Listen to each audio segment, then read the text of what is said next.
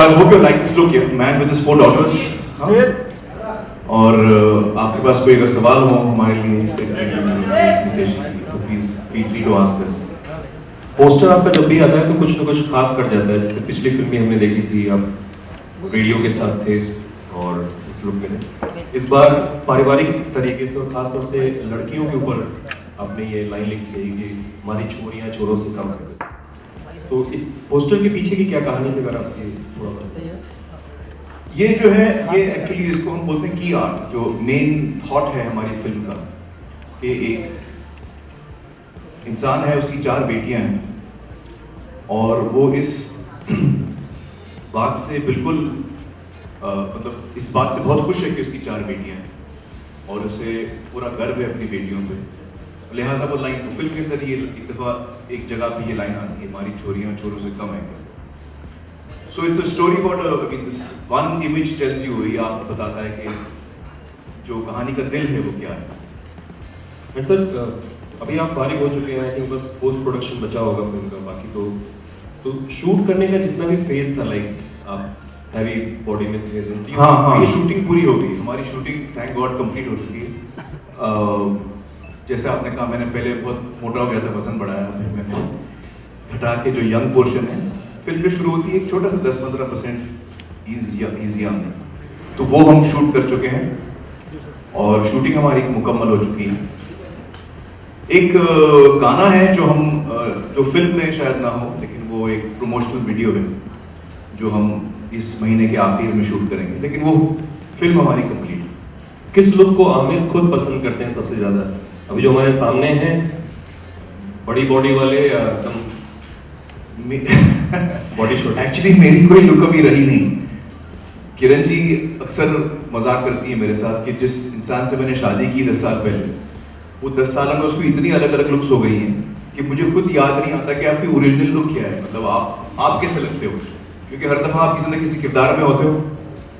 और तो एक्चुअली मैं भी भूल गया हूँ. इस वक्त तो मुझे ये अच्छा लगता है, थोड़ा एल्डरली, मोटा, grey hair. I think it's a great look, and I think it really goes with the film and the character. Kiran ji को भी एक्चुअली ये ज्यादा पसंद है, क्योंकि वो अभी मैं उनको ऐसे लविंगली होल्ड करता हूँ तो वो बोलती है आपकी बॉडी बहुत हार्ड हो गई है. पहले अच्छी सॉफ्ट थी एकदम पिलो की तरह, अभी इतनी हार्ड हो गई है मुझे मतलब गर्दन दुखती है. मुझे आदत है, मैं बहुत लोगों को जिनको मैं बहुत मेरे अजीज होते हैं, जो जिन्हें मैं बड़ी मोहब्बत करता हूँ, मेरे बच्चे, किरण जी, मैं उनको बहुत जोर से ऐसे पकड़ के सोता हूँ. Women always like elderly men. अरे यार तो मैं तो बड़ा एल्डरली हूँ आजकल. ये आपने बात कुछ पहले क्यों नहीं बताई थी? हाँ 25 साल से मैं लगा हूँ यंग लगने की कोशिश कर रहा हूँ. अच्छा सीक्रेट है यार. Wrestling is releasing Sultan. Any similarities at all to Dangal that you've noticed? No, not that I've noticed. I mean, there is wrestling which is common, but that way so many films are common. So many films are revenge films. So many films are romantic films. So I think the genre of the film is quite different. The story itself is very different. One aspect of wrestling is common. But Sultan is a film that whatever trailers I've seen and the songs that I've seen, I really love the look of the film. I really love the way the director has, shot the songs and the trailers. It looks like a very exciting film, and I really hope that it's a huge success and breaks all records. That's my wish for the film. Absolutely, and Amir, you're really good friends with Salman Khan, who's in the eye of the storm currently with a comment that he made. I'm sure you've read about it. So, what is your take on it? Well, I feel what, I mean, I'm going by the media reports of what, because I wasn't present when this happened. But as per the media reports, whatever I've read, which quotes him as saying a certain thing, I feel what he said was rather unfortunate and rather insensitive. That's what I feel. Recently, Irfan made a statement saying people should introspect instead of during Ramzan fasting. He also said Sorry. People should introspect instead of fasting during Ramzan. He also made a statement saying that animals are being slaughtered on the name of Qurbani basically, and he said we Muslims have made a mockery of Muharram. So what is your take on that? You know, I feel religion is a very personal issue here. Each one has their own feelings about it. Each one has their own thoughts about it. I have my own. So I don't want to comment about other people's feelings and what they think about. I go with my own heart. You know, I'll have to read the act before I can comment on it. Because until I read the act, I won't be able to really. I know, but I'll have to read the act before, or at least I'll have to read the main parts of it before I can comment.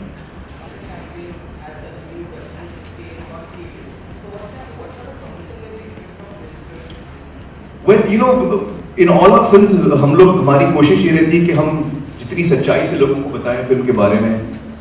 अब मेरा young look भी है film में. हम young poster भी लगा सकते थे कि मैं खड़ा हूँ एकदम यंग दिख रहा हूँ, बॉडी बड़ी अच्छी दिख रही है. बट वो सच्चाई नहीं है फिल्म की. कहानी की सच्चाई ये है कि एक बाप की कहानी है और बाप की 4 बेटियां हैं. उनके रिश्ते की कहानी, उनके जर्नी की कहानी, एक परिवार की कहानी. It's a family film. So we are being honest with our material. I think in all my films हमने कोशिश यही की है कि हम अपनी जो फिल्म है वो एक सच्चाई से लोगों के सामने रखें. तो लिहाजा इसमें भी हमारी वही कोशिश रहेगी. आप देख सकते हैं पोस्टर्स में बेटियां नजर आ रही हैं. आपकी एक बेटी, 2 बेटी की बात है. इंडिया में बेटी के कंधों पर अपना मुस्तकबिल होने की जिम्मेदारी से ज़्यादा बाप के कंधों पर बेटी के मुस्तकबिल की जिम्मेदारी होती है. बजाय इसलिए कि बेटियां आगे बढ़े, अगर बाप उनको थोड़ा प्रॉम्प्ट करें और सपोर्ट करें तो वो क्या नहीं कर सकती. यहाँ इंदिरा गांधी या बेनज़ीर भुट्टो और जो हेड ऑफ स्टेट हैं, डिस्पाइट द फैक्ट कि वो उस मुल्क में पैदा हुई जो पेट्रियार्कल मुल्क है. तो इस इशू पे आपका क्या टेक है कि बाप की जिम्मेदारी कितनी होनी चाहिए बेटी को आगे बढ़ाने? सिर्फ बाप की नहीं, माँ की भी होती है. आई थिंक हर पेरेंट की जिम्मेदारी है, हर माँ बाप की जिम्मेदारी है कि वो अपने बच्चों को किस तरह परवरिश दें, क्या सिखाएं, क्या वैल्यूज उनको सिखाएं.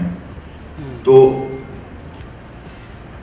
हमारे यहाँ एक है पेट्रियार्कल थिंकिंग बहुत अरसे से है, और हम यही उम्मीद कर सकते हैं कि धीरे धीरे ये चीज़ एकदम से तो पलटने वाली नहीं. धीरे धीरे लोग जो हैं सेंसिटिव हों, उनमें एक जागरूकता आए और उनमें ये एहसास हो जज्बाती तौर पे, सिर्फ लॉजिकल नहीं लेकिन जज्बाती तौर पे ये एहसास हो कि जो बेटी है वो बेटे से कोई अलग नहीं है, ना कम है ना ज़्यादा है. There is an equality, there should be an equality. और आई थिंक ये फिल्म यही कहने की कोशिश करती है. This is the whole thought of this film. Dangal का जो थॉट है वो यही कहता है. ये फिल्म एक्चुअली मेरे लिए इतनी खास इसलिए है कि ना सिर्फ ये एक बहुत ही अहम मुद्दे पर बात करती है, लेकिन उसके साथ साथ ये सिर्फ एक गर्ल एम्पावरमेंट की कहानी नहीं है. ये एक बाप और बेटियों के रिश्ते की कहानी है. ये एक कहानी है of fighting against all odds, of coming out victorious, of not giving up.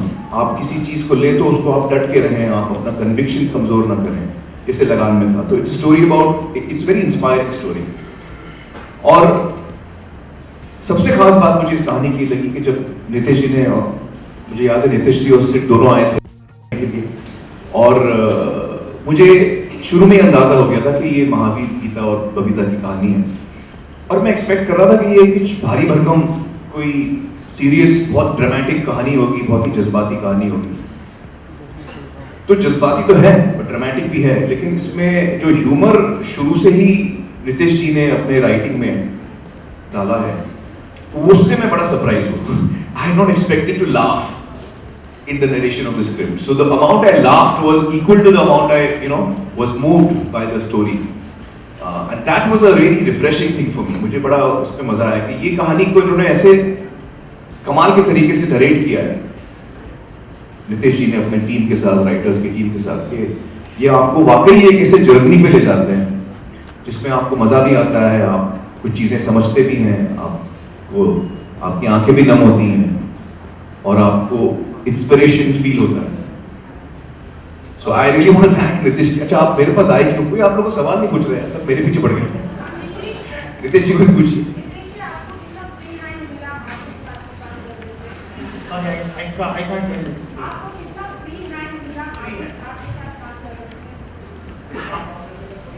I think it was almost 100% is what I would say.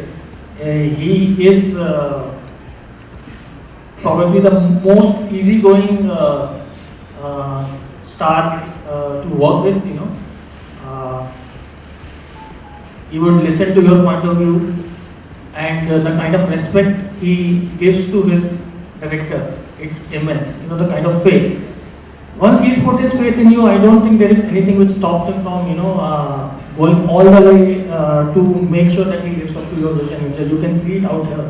The kind of trouble and pain and risk of health and everything he went through purely because he bought into the vision which we had as a team to portray the way we wanted to portray Mahavir Singh. So I think it's probably the, what can I say, you know, it's like absolute free hand he gives to you.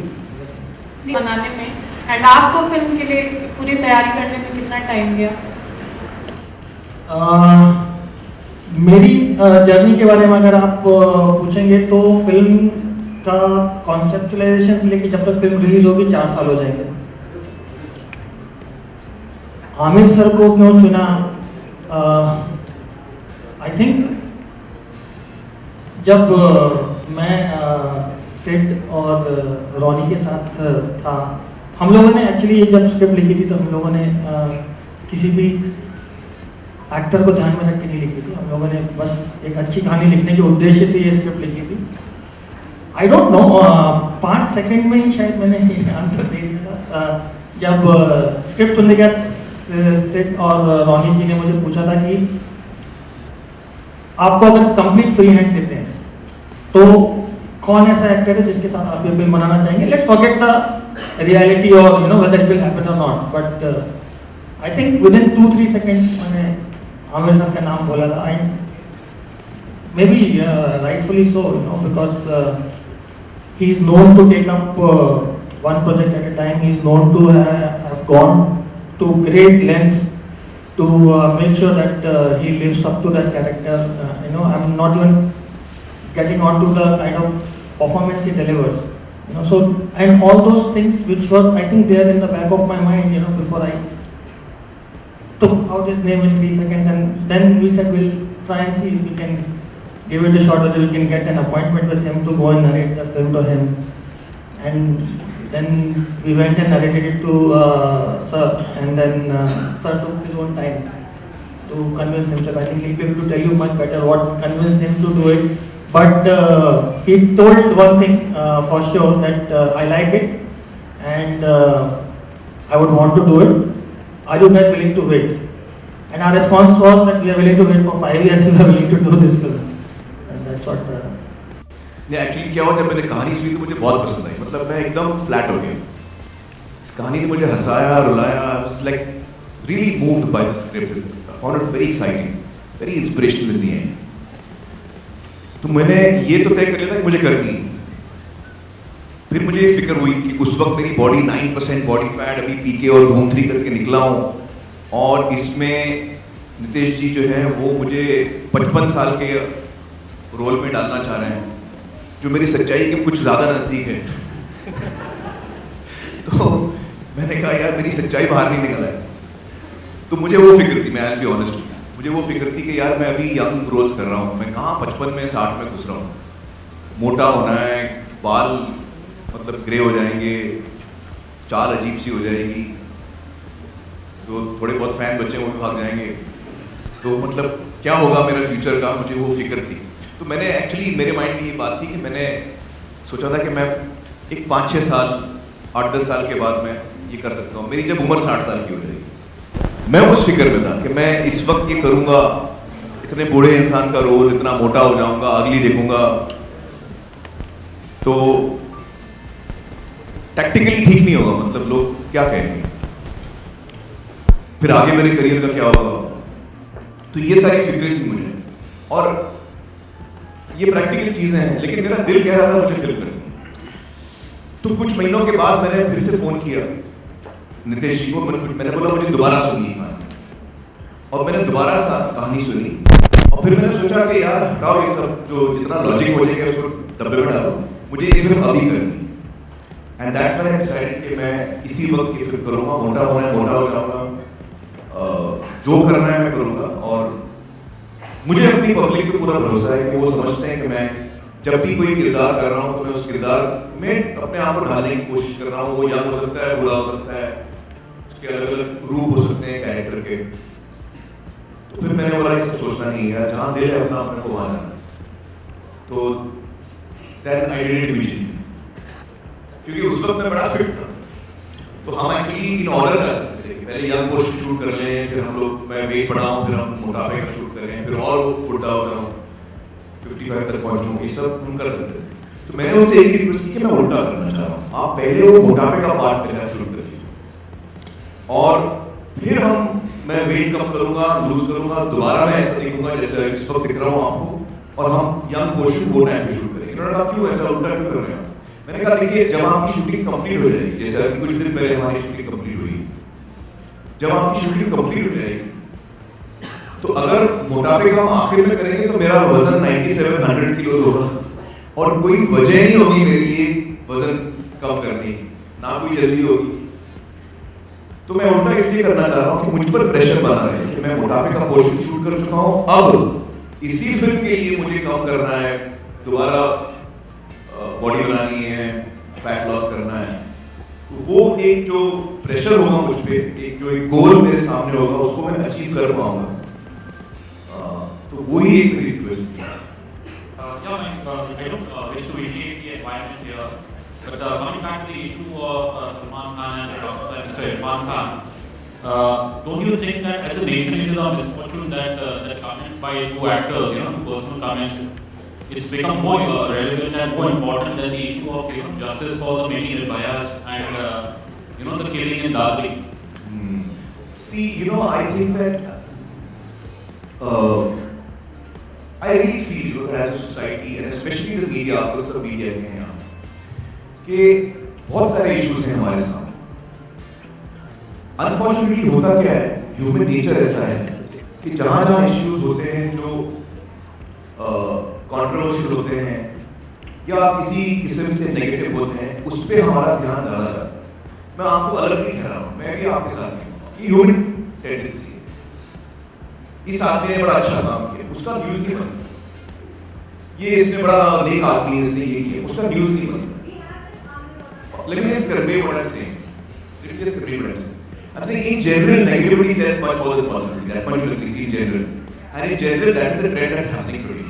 So I'm saying if we all decide to focus on positive things, you'll find there's a huge number of positive things happening in this country as well. There are a huge number of people who are working very hard, tirelessly, on a ground level, on the grassroots level, for all kinds of issues. And I think that also needs to come out. That also needs to be promoted. That people need to see that. As a common person, when I'm reading the news and watching the television news, I'm also affected by what's being reported. So when someone says something which is disturbing, then I also get disturbed. But if you show me something that someone said which is good, then I also feel good. So I would request you, I know it's often not in your hands, but if possible, there are so many positive things happening also in society. If you could concentrate on that, Mayur, and maybe you can ask me another question now, which is positive in nature.